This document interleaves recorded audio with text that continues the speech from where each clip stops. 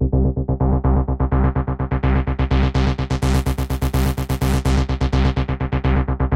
this is Brian Shepard from the floor of the CME Group. Today's opening was, it couldn't have looked worse on the opening, as the pre-market was selling off. We traded down, we opened up 17 handles lower on the open. The NASDAQ is another weak link to this. We ended up making a bottom shortly after the opening, and we've stepped up along the way. And the S&Ps, the equities in particular, were able to reverse and actually being up on the day now. We saw the flight to quality running into the bonds over the last couple of days, where bonds were up almost 2 full points today. They're now threatening with unchanged. They're probably up like 10 or 12 ticks right now. You know, and as the day, as we approach the 11 o'clock hour, we think we saw some profit taking from out of Europe, and Germany's closed on Monday.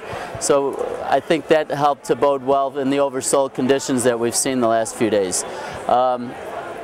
Right now, I want to point out a couple of levels. We did, in fact, take out May 6th low in the S&P, which was 1060 even. Our low today was on shortly after the opening was 1051.5. For a couple of days now, I think we've ridden. I know we've ridden, and I think we've talked about the objective of 1050 even at least. In the NASDAQ, we also have a number going back from May 6th that we want to point out. The big NASDAQ traded down to a low of 1768.5, and the mini NASDAQ traded all the way down to 1730 even. You know, technically speaking, that looks like an area that would want, you know, the technicians would want to see closing that gap. The NASDAQ didn't come anywhere close to that area on the downside.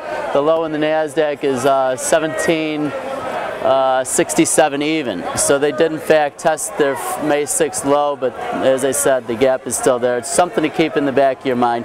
Right now we're looking forward to the rest of the day. Minor resistance in the 1092, maybe 1093 area.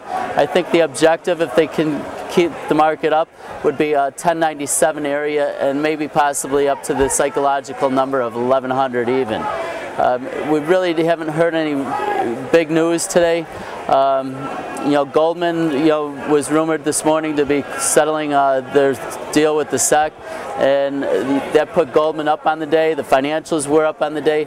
I don't want to indicate that that's what took the market up, but I think being oversold, you know, the market was ripe for some kind of good news, and I think trailing stops along the way have taken it out.